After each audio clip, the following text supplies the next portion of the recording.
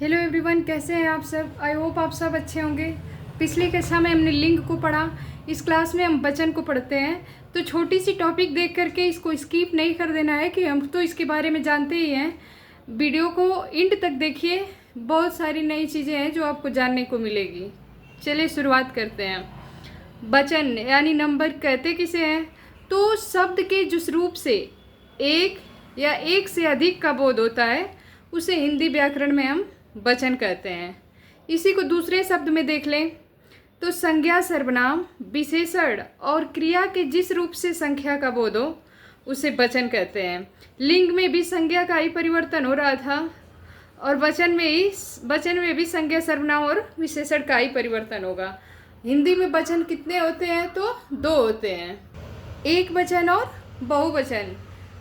और यही संस्कृत में हो जाता तो तीन हो जाता, एक वचन, द्विवचन और बहुवचन। एक वचन शब्द के जिस रूप से एक ही वस्तु का बोध हो उसे एक वचन कहते हैं, जैसे गाय, बच्चा, सिपाही, कपड़ा, माला, पुस्तक, बंदर, टोपी आदि, ये एक की बात हो रही है। उसी तरह से बहुवचन तो शब्द के जिस रूप में अनेकता का बोध हो उसे बहुवचन कहते हैं। एक का बोध हो तो एक वचन, एक से अधिक यानी अनेक का बोध हो तो बहुवचन। जैसे लड़के, गायें, गुरुजन, माताएं, पुस्तकें इत्यादि। यहाँ एक लड़का का बात नहीं, लड़के, कई लड़के, गायें, गुरुजन, गुरुओं का समूह। ठीक है, तो ये बहुवचन होगा। हिंदी में कुछ शब्द होते हैं जो हमेशा बहुवचन में ही प्रयोग होते हैं, जैसे होश। होश एक वचन नहीं है। आंसू, आंसू अकेला नहीं गिरता है। जब आंसू गिरती है तो आंसू के ना जाने कितनी धाराएं बह जाती हैं। ठीक है, तो आंसू भी बहुवचन हो गया। उसी तरह से प्रजा, दर्शन, भाग्य, दाम, हस्ताक्षर। हस्ताक्षर की जाती है, ऐसा नहीं बोला जाता, किया जाता है। प्राण, समाचार, बाल, लोग, हाल चाल इत्यादि, ये सब क्या है? ये ऐसे संज्ञाएं जो हमेशा बहुवचन में प्रयोग होंगे। अब जैसे कुछ ऑब्जेक्टिव क्वेश्चन देख लेते हैं। आंसू का बहुवचन क्या होगा? तो आंसू का बहुवचन सदैव क्या होता है? आंसू ही होता है। ठीक, अगर आंसू दिया है तब हम उसको मारेंगे, नहीं तो हमेशा हम आंसू को ही सही मानते हैं। भारतीय का बहुवचन पूछ ले तो भारतीयों होगा। इस क्वेश्चन में कह रहा है कि कौन सा शब्द हमेशा बहुवचन में होता है, जैसे देव, छात्र, नक्षत्र और प्राण। तो अभी अभी हमने बताया कि कुछ संज्ञाएं सदैव बहुवचन में होती हैं जिनमें प्राण भी था। ठीक है, अब देखते हैं कुछ चीज़ें जो इम्पोर्टेंट होती है। वचन के रूप। वचन के रूप क्या होते हैं? तो रूप का मतलब जैसे विभक्तियों के रूप हुआ करते हैं, कारक का रूप हुआ करता है, उसी तरह से इसके भी रूप होंगे।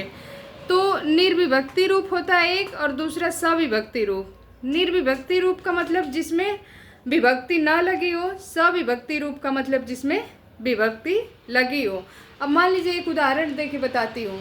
जैसे मूल शब्द लड़का है, तो विभक्ति लगेगी तो इसमें बिना विभक्ति के है तो क्या होगा? लड़के, और उसी की सविभक्ति का रूप लड़को हो जाएगा। कैसे? 5 लड़कों को बुलाया गया।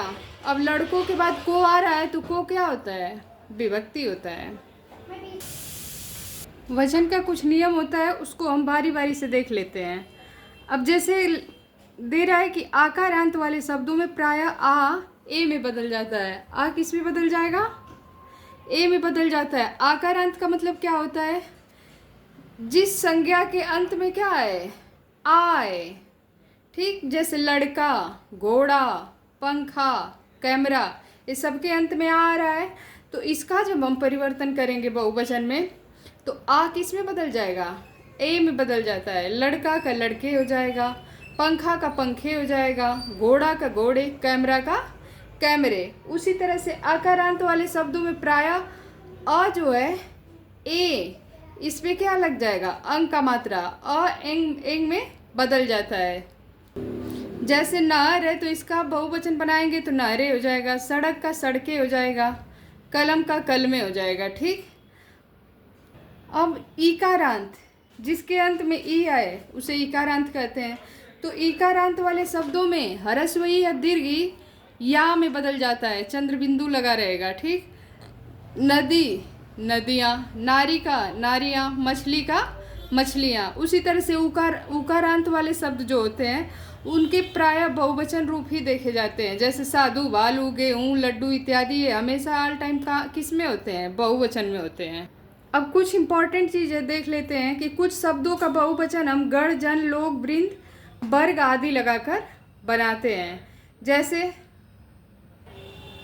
शिक्षक है तो शिक्षकगण, मित्र है तो मित्रगण हो जाएगा, अतिथि है तो अतिथिगण लग जाएगा, भक्त का बहुवचन पूछे तो भक्तगण, पाठक का पाठकगण, बालक का बालकगण, व्यापारी का व्यापारीगण, विद्यार्थी का विद्यार्थीगण।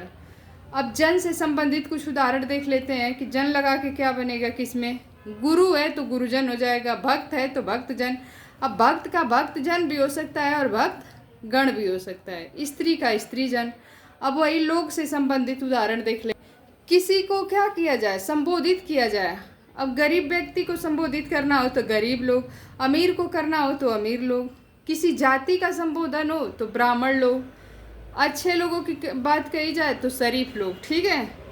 अब उसी तरह से वृंद से संबंधित कुछ उदाहरण। मुनि तो मुनि वृंद हो जाएगा, बाल तो बाल वृंद।